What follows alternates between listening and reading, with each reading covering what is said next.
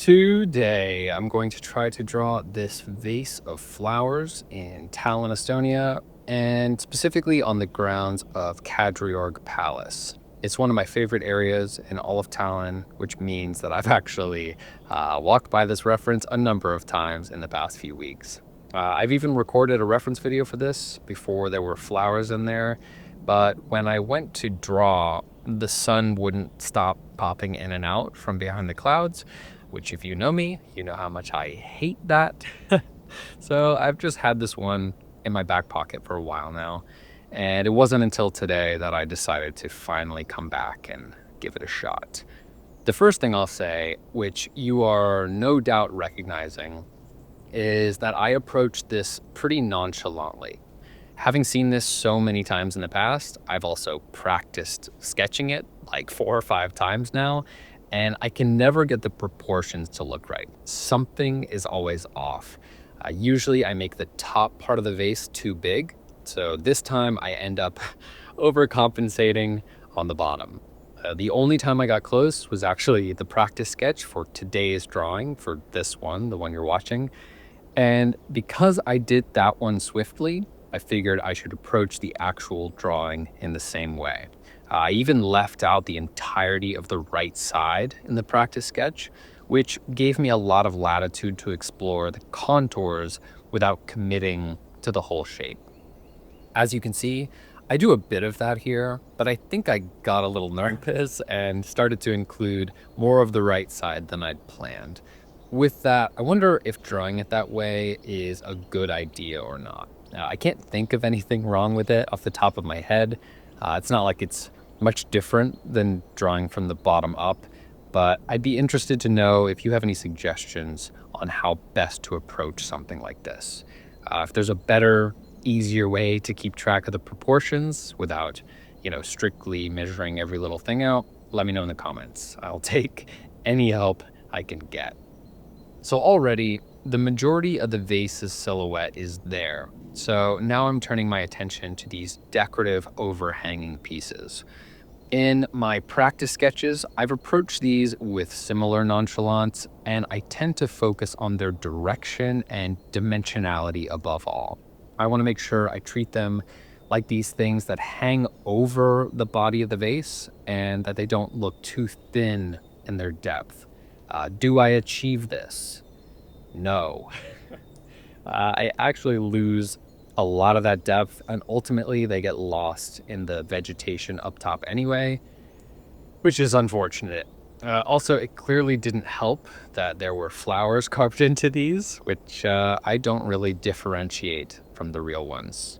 Oh well.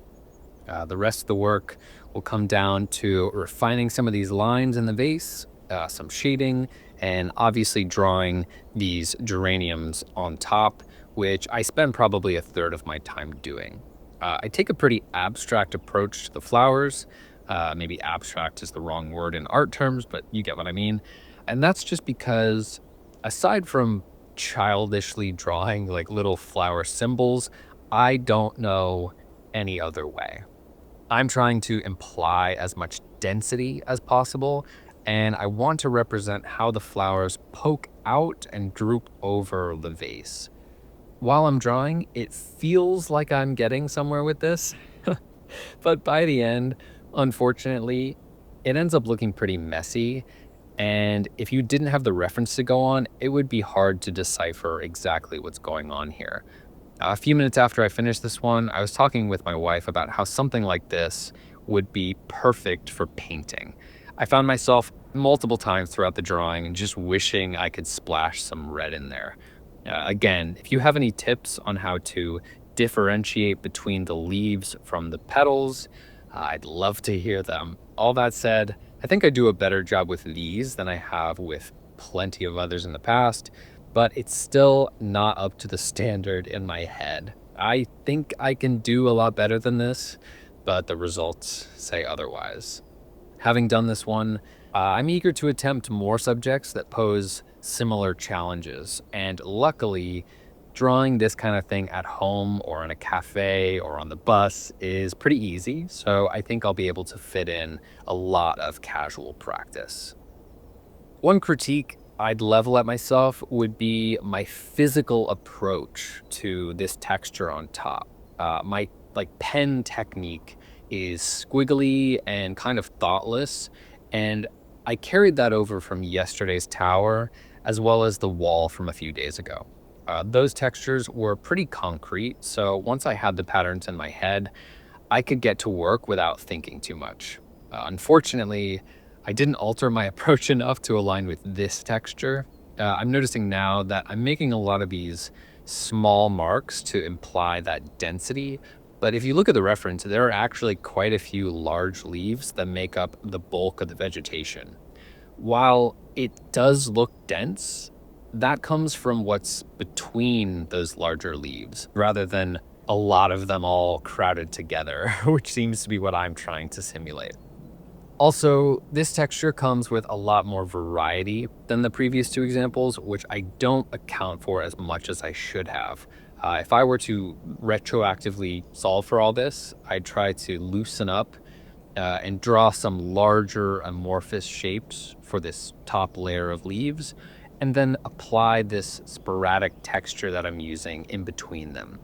Once that's done, I'd go back to those leaves and see if I could better represent their shape or angle by shading certain parts while being careful not to lose them in that texture in between.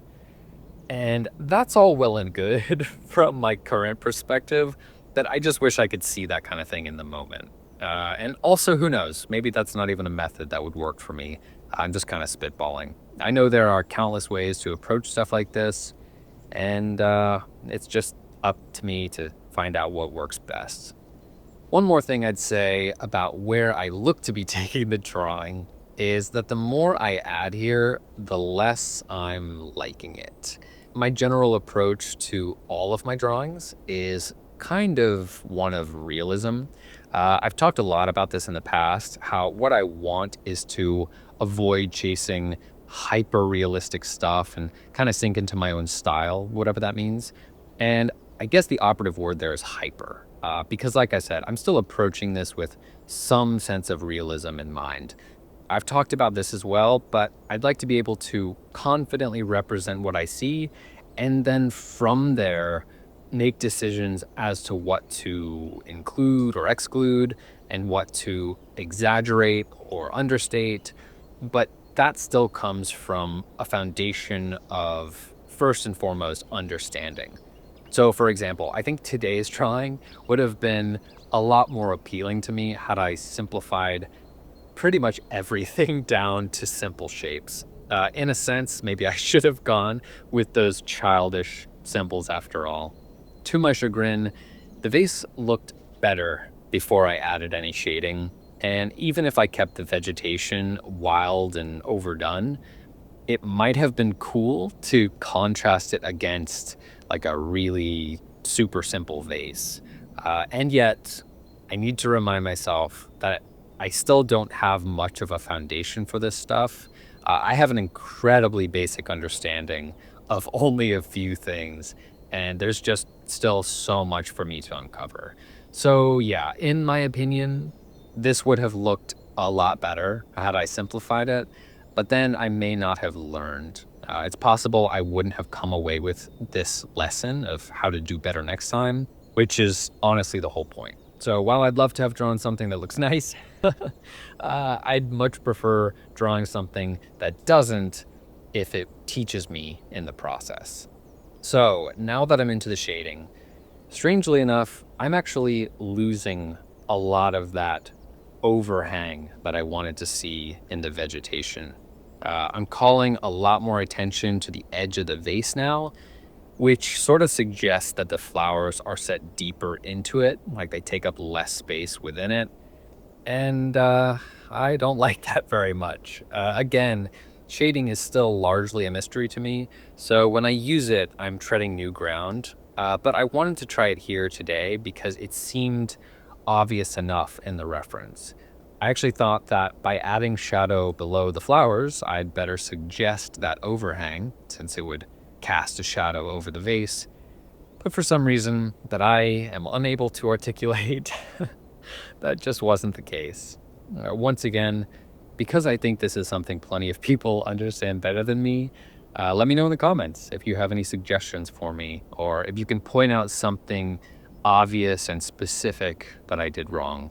I recognize my shading technique is horrendous, and I hope to work on that soon. But as far as the general approach is concerned, I just can't understand what I'm doing wrong. Great. So, while I'm not necessarily stoked about this, I think it's a nice first step. Some things I notice immediately are the wonky proportions, most notable in the base, it's way too thick. Also, the shading, but I talked about that probably enough. And with the flowers, how the proportions there looked off as well. I tried to add some wispy bits to imply some more size, but I don't know. It just looks kind of funny. So, what do you think? Let me know in the comments, along with your answers to all of my questions, if you have any. And I really appreciate you for taking the time to watch this one and listen to me talk about it. And I'll see you tomorrow. Thanks.